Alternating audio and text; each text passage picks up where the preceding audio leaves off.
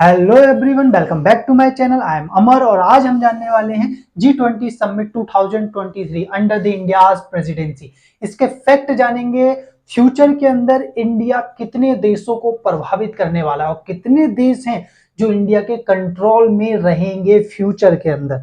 Next number पे, और वो भी क्यों रहेंगे ये कारण भी जानेंगे, क्योंकि सबसे बड़ा कारण कौन बन के आएगा? चाइना उभर कर आएगा, जो पूरे वर्ल्ड को अनस्टेबल करने की कोशिश करेगा। और इंडिया क्या करेगा? उसको डिफेंस करेगा। वो अटैक करेगा, इंडिया डिफेंस करेगा हर उस देश को जो देश पे वो अटैक करने की कोशिश करेगा। जानेंगे अटैक कैसा करेगा। सीधा हमला नहीं कहते अटैक का मतलब। तो सबसे पहले समझते हैं कि G20 समिट जो हुआ, इस समिट का कंक्लूजन क्या निकला।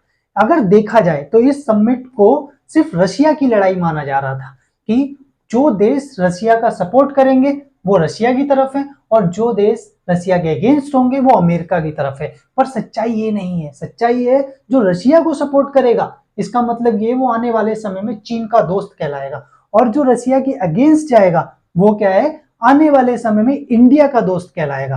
अब इंडिया कहोगे खुद न्यूट्रल है, रशिया को खुद सपोर्ट कर रहा है। आने वाले समय में इंडिया रशिया को लंबे समय तक सपोर्ट नहीं कर पाएगा।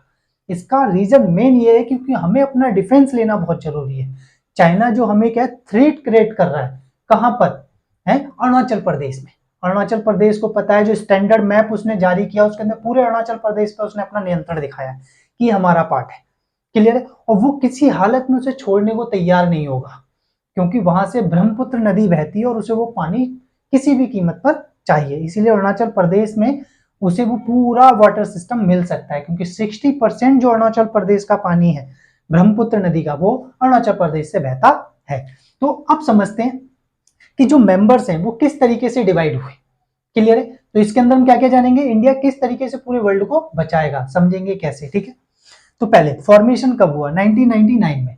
1999 यानी 1999 में इसकी स्थापना हुई। तब उस समय क्या सिर्फ वित्त मंत्री और आरबीआई के जो गवर्नर होते थे वही इसको क्या करते थे? लीड किया करते थे। नेक्स्ट नंबर पे अब कौन है? तो इसमें वित्त मंत्री और शेरप्पा। अभी इस साल जो हमने शेरप्पा चुना वो अमिताभ कांत को चुना। ठीक है, 2008 में जब वर्ल्ड क्राइसिस आया, यानी जिसे इकोनॉमिक क्राइसिस बोलते हैं, इकोनॉमिक रेसेशन, रेसेशन का मतलब होता है जब आर्थिक मंदी आ जाए, तो उस दौर में क्या हेड ऑफ स्टेट इसके क्या बन गए? लीडर बन गए। उन्होंने कहा कि अब हम हेड ऑफ स्टेट इसको लीड करेंगे और G20 को एक ऐसा समिट बनाएंगे जिससे आने वाले समय के अंदर किसी भी प्रकार का कोई ऐसा ग्लोबल क्राइसिस ना आए जिससे सारे देश की अर्थव्यवस्थाएं तबाह हो जाए, जो 2008 में हुआ था। इसी वजह से क्या हुआ, अब हेड क्या करने लगे? इसकी मीटिंग अटेंड करने लगे। नेक्स्ट नंबर पर अब जानेंगे G20 के अंदर कुल कितने देश हैं। G20 के अंदर 20 देश है, सभी को पता है। अब अफ्रीकन यूनियन एक और जुड़ गया तो 21 देश हो गए। अब ये समझेंगे कितने देश वो हैं जो अमेरिका का साथ दे रहे हैं, कितने देश वो हैं जो चाइना का साथ दे रहे हैं यानी रशिया का, और कितने देश ऐसे हैं जो इंडिया का साथ दे रहे हैं। G7 क्या? विकसित अर्थव्यवस्थाओं का समूह है, group of developed nation.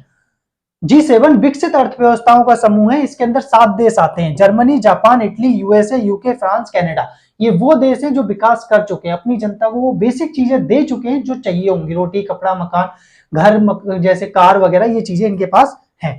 Next number पे और कौन सपोर्ट कर रहा है? South Korea. साउथ कोरिया क्यों कर रहा है? साउथ कोरिया नॉर्थ कोरिया से उसे अटैक है, उसे डर है कि हम पे अटैक कर सकता है, उसने न्यूक्लियर पावर भी है, इसीलिए उसे अमेरिका की क्या है? दोस्ती बहुत जरूरी है और अमेरिका से शुरू से ही अमेरिका के साथ भी रहा है। नेक्स्ट नंबर पे ऑस्ट्रेलिया। ऑस्ट्रेलिया ने क्वाड भी बनाया इंडिया के साथ, इंडिया, यूएसए। नेक्स्ट नंबर पे आपका पता ही है जापान। ये 4 देशों ने क्वाड बनाया, तो ऑस्ट्रेलिया भी किसका साथ दे रहा है? अमेरिका का। नेक्स्ट नंबर पे इंडोनेशिया भी थोड़ा सा विवाद का विषय है। इंडोनेशिया को चाइना अपनी तरफ खींचने की कोशिश कर रहा है। चाइना ने क्या है, उससे बिजनेस से रिलेटेड हो गई, रोड एंड बेल्ट इनिशिएटिव जो प्रोजेक्ट है उसका, जो इंडिया ने जिसका विरोध किया है कि रोड एंड बेल्ट इनिशिएटिव को हम क्या नहीं करते? सपोर्ट नहीं करते। इंडोनेशिया ने उसे सपोर्ट किया है और आने वाले समय में इंडोनेशिया कहां जा सकता है? रशिया के पाले में जा सकता है। यूरोपीय यूनियन नहीं जाएगा। सऊदी अरेबिया, सऊदी अरेबिया अभी अमेरिका के साथ है। इनमें बहुत सारे देश हैं जो आने वाले समय के अंदर यानी फ्यूचर में 10-20 सालों के अंदर क्या अपना पाला पलटेंगे, जब अमेरिका कमजोर होगा और चाइना ताकतवर होगा और इंडिया ताकतवर होगा। जब चाइना और इंडिया 2 ताकतवर देश होंगे और अमेरिका पीछे जा चुका होगा, तब की स्थिति भी बताएंगे। क्लियर है? अब समझते हैं। नेक्स्ट नंबर पे चाइना के साथ कौन कौन देगा। देखो चाइना जो है वो अभी अकेला है। चाइना अकेला क्यों है? क्योंकि चाइना के पास इकोनॉमिक पावर तो बन चुका है, पैसा तो आ चुका है, पर सबसे बड़ी दिक्कत ये है कि नए देश अमेरिका का साथ नहीं छोड़ सकते, क्योंकि अमेरिका अभी भी ताकतवर है, उसकी मिलिट्री बजट बहुत ज्यादा है। तो इसी वजह से क्या, रशिया अभी यूक्रेन पे अटैक कर रहा है, तो रशिया का कोई दोस्त नहीं है, तो चाइना ने कहा एक अच्छा दोस्त मिल रहा है, हाथ पकड़ लो। तो इसी वजह से उसने फुल सपोर्ट की, और इसीलिए वो G20 प्रेसिडेंसी में आया भी नहीं। इसलिए नहीं, एक तो रशिया का पूरा समर्थन मिल गया, और दूसरे नंबर पे ये अकेला हो जाता। अगर सोचो यहाँ आता तो इसका कौन साथ देता, सारे देश अमेरिका के समर्थक पे थे। इंडिया खुद देखो क्वाड का मेंबर है, और इंडिया की धरती पर ही आ रहे थे, है ना। तो कहीं ना कहीं चाइना घिरता, इसलिए सोचा क्यों बेइज्जती करवाओ जाकर। अभी ऑलरेडी क्या है, जोहान्सबर्ग जो साउथ अफ्रीका में था, उस समिट के अंदर उनके वैसे ही देख रहे हो सिक्योरिटी को रोका गया, तो एक बेइज्जती हुई शी जिनपिंग की, इसलिए उन्होंने डिसाइड किया कि यार नहीं जाएंगे। नेक्स्ट नंबर पे टर्की। टर्की किसका साथ दे रहा है, रशिया का साथ दे रहा है, भले नाटो का मेंबर है फिर भी। ये तीन जो है कह सकते हैं चाइना के साथ है। नेक्स्ट नंबर पे India, south Africa, Brazil, Argentina और मैक्सिको। ये वो देश हैं जो तेजी से क्या कर रहे हैं, अपनी इकोनॉमी ग्रोथ तो कर रहे हैं, पर क्या है, ये सारे इंडिया का समर्थन में है। यानी कि कहने का मतलब ये, क्योंकि इंडिया की पॉलिसी कोई ऐसा नहीं है किसी पे कंट्रोल करने की, इंडिया की पॉलिसी ऐसी है जो डेवलपमेंट की। इसी वजह से क्या, ये सारे समर्थन देने को तैयार रहते हैं। अब समझते हैं कि ये चीजें कि इंडियन मतलब बेस पर क्या इफेक्ट पड़ेगा। अब देखो, इंडिया की जो राजनीति है वो बदलने वाली है।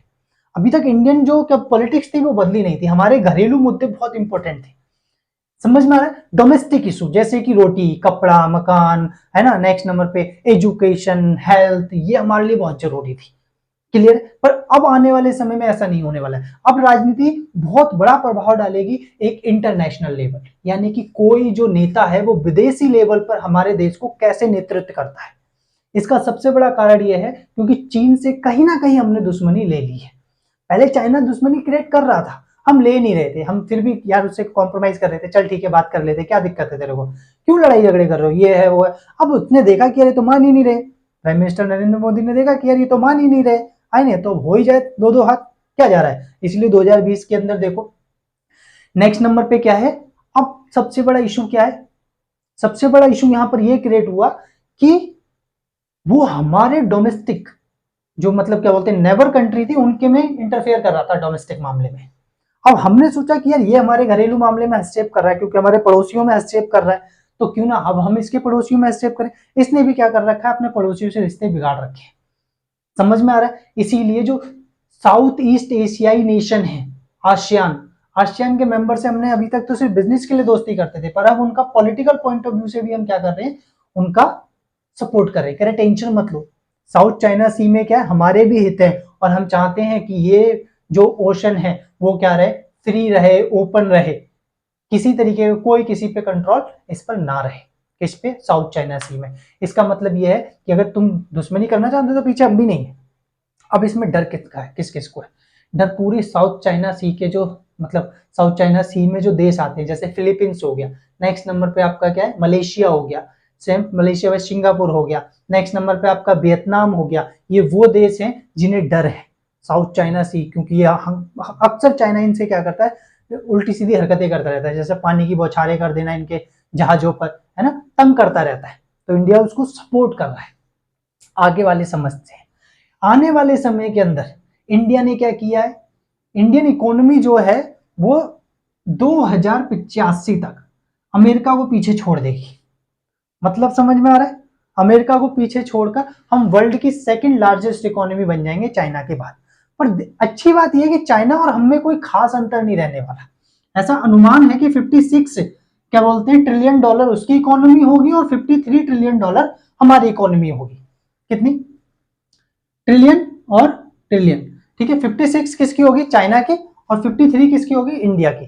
तो इसी वजह से क्या है, एक इंडिया ही है जो चाइना को क्या कर सकेगा, कहीं ना कहीं टक्कर दे सकेगा। और चाइना क्या है, सबसे बड़ी प्रॉब्लम, देखो इंडिया से तो वो लड़ ही रहा है, पर सबसे बड़ा जो इशू क्रिएट करने वाला है वो जापान के लिए करने वाला है, क्योंकि जापान ने सेकेंड वर्ल्ड वॉर में कहीं ना कहीं चाइना को तबाह कर दिया था।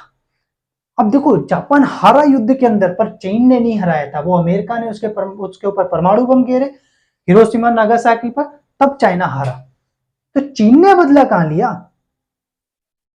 चीन को इस बात की क्या खुन्नक भी है, उसे मौका मिलेगा तो जापान को तो खत्म कर देगा वो, समझ, जैसे कहते हैं नस्ते नाबूद कर देना। नेक्स्ट नंबर तो इंडिया, इकोनॉमी के मामले में क्या होगा, तेजी से ऊपर आएगा। क्लियर है। और जापान की इकोनॉमी खास नहीं बढ़ने वाली है क्योंकि वो फुल कैपेसिटी से ही चल रहा है। उसकी $4 ट्रिलियन है, अरे में लगभग 5 ट्रिलियन 6 ट्रिलियन डॉलर पहुंचेगी जब तक। हमारी कहां पहुंच जाएगी, 53। हमारे और चाइना में कोई खास डिफरेंस नहीं रहेगा, 3 ट्रिलियन का कोई खास डिफरेंस नहीं रहता। नेक्स्ट नंबर पे मैं इंडिया को फिर कहना चाहूंगा कि इंडिया में 2 चीजें जरूर बढ़ानी है। फर्स्ट नंबर पे मिलिट्री बजट, सेकंड नंबर पे जीडीपी। देखो मिलिट्री बढ़ा लेना और जीडीपी ना बढ़ना कोई फायदेमंद नहीं है क्योंकि आप अंदर से कंगाल हो तो क्या फायदा। ठीक है। जीडीपी, अब देखो मिलिट्री बजट चाइना से कम मोर देन हाफ हो, आधे से ज्यादा अगर क्या बोलते हैं हमारा सैन्य बजट है तो हम चाइना को अच्छी टक्कर दे पाएंगे। चाइना की हिम्मत नहीं होगी वो हमसे युद्ध लड़ ले।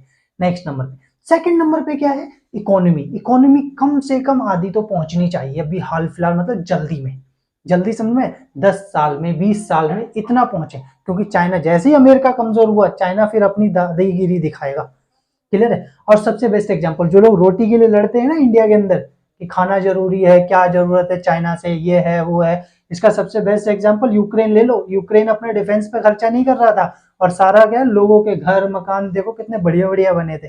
इम्पैक्ट क्या हुआ, रशिया का देखो डिफेंस, यूक्रेन का डिफेंस कमजोर था जिसका इम्पैक्ट क्या पड़ा, रशिया ने 2 मिनट के अंदर पता सारे मकानों को जमीन में घुस दिया। इसलिए डिफेंस मजबूत होना बहुत जरूरी है क्योंकि रोटी कपड़ा क्या है बाद की भी इशू हम सॉल्व कर लेंगे पर डिफेंस ही नहीं होगा, कोई हम पे हमला ही कर देगा हमारे घर मकान, क्या फायदा उनका।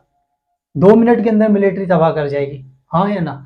सबसे बेस्ट एग्जांपल यूक्रेन का देख लो। इसलिए रोटी कपड़ा उतना ज्यादा इशू नहीं होना चाहिए जितना इशू हमारा मिलिट्री होनी चाहिए कि भाई सेना। और चाइना क्या है आने वाले समय में वो नहीं है कि प्रॉब्लम सॉल्व कर ले, बातचीत से तो बिल्कुल नहीं करने वाला क्योंकि उसके पास बहुत घटी है उसके साथ, है ना। तो आगे देखते हैं नेक्स्ट नंबर पे किसका एग्जांपल लेंगे।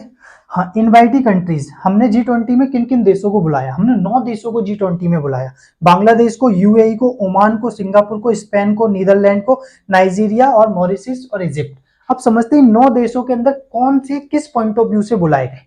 बांग्लादेश हमारा पड़ोसी देश है, हम चाहते हैं कि बांग्लादेश हमारे साथी रहे क्योंकि शेख हसीना क्या है जब एग्जाइल थी, निर्वासन में रह रही थी तो 6 साल इंडिया में रही थी। क्लियर है। तो उस दौरान क्या है मतलब शेख हसीना जो है वहां की जो प्रधानमंत्री, वो इंडिया के बहुत समर्थन में भी दिखती है। उन पर दबाव भी डाला जाता है तो भी उतना दबाव बर्दाश्त नहीं करती है। तो इसलिए पड़ोसी हमारा क्या दूर ना जाए, पहला रीजन ये क्योंकि चाइना से अपनी तरफ खींचने की कोशिश कर रहा है तो ये पड़ोसी के नाते बुलाया गया। UAE, Singapore, Spain, Netherlands. Clear है। ये जो देश है ये बिजनेस के लिहाज से हमारे लिए इंपॉर्टेंट है। यूएई इन्वेस्ट अच्छा कर रहा है, सिंगापुर पता ही है अच्छा इन्वेस्टर है। नेक्स्ट नंबर पे स्पेन हो गया, नीदरलैंड। स्पेन क्या है परमानेंट इनवाइटी भी है। ठीक है। अब आ जाओ भाई कौन सा, ये अफ्रीकन कंट्री है, इजिप्ट अफ्रीकन कंट्री है। मॉरिशस, मॉरिशस क्या है, एक तो देखो 60% से ज्यादा इंडियन है इसमें, इंडियन समझ में है, इंडियन है, हिंदू है और यहाँ का जो प्रेसिडेंट है जो प्राइम मिनिस्टर है वो भी क्या है हिंदू ही है। समझ में आ रहा नहीं आ रहा, क्लियर हो गया। आगे देखते हैं, जगन्नाथ है उनका नाम, ठीक है, Pravind Jugnauth. Next number Nigeria, Africa. ये अफ्रीकन, क्योंकि हम ग्लोबल साउथ की बात करते हैं तो साउथ में कौन आ जाता है, अफ्रीका आ जाता है, इसीलिए क्या है हमने इन देशों का बुलाया। अब समझते हैं कि अफ्रीकन यूनियन किसके साथ जाने वाला है। देखो अफ्रीका एक अखाड़ा बनने वाला है आने वाले समय में, इसीलिए अफ्रीका का क्या इंडिया और चाइना दोनों समर्थन कर रहे हैं। पहले चाइना ने इसका समर्थन शुरू किया, मतलब समर्थन करना शुरू किया चाइना ने कि अफ्रीकन कंट्रियों में विकास करते हैं, इन्वेस्ट करते हैं वगैरह वगैरह। ठीक, तो फिर चाइना इंडिया ने सोचा कि यार ये हमारे मामलों में इंटरफेयर कर रहा है, हम भी इसके मामले में इंटरफेयर करेंगे। यानी मतलब इसमें हम चाहते हैं अगर कोई छोटे मोटे इशू भी हो तो अफ्रीका में हो, इंडिया चाइना के बीच में कोई भी इशू हो तो अफ्रीका में हो। क्लियर। और अफ्रीका का डेवलपमेंट भी हम करेंगे, तो हम दोनों में एक तरीके की कंपटीशन है कि कौन अफ्रीकन यूनियन को अपने साथ ले, और अफ्रीकन यूनियन इसका फायदा उठाएगी। अगर इंटेलिजेंसी से फायदा उठाती है तो दोनों से वो क्या कर सकती है, इन्वेस्ट ले सकती है।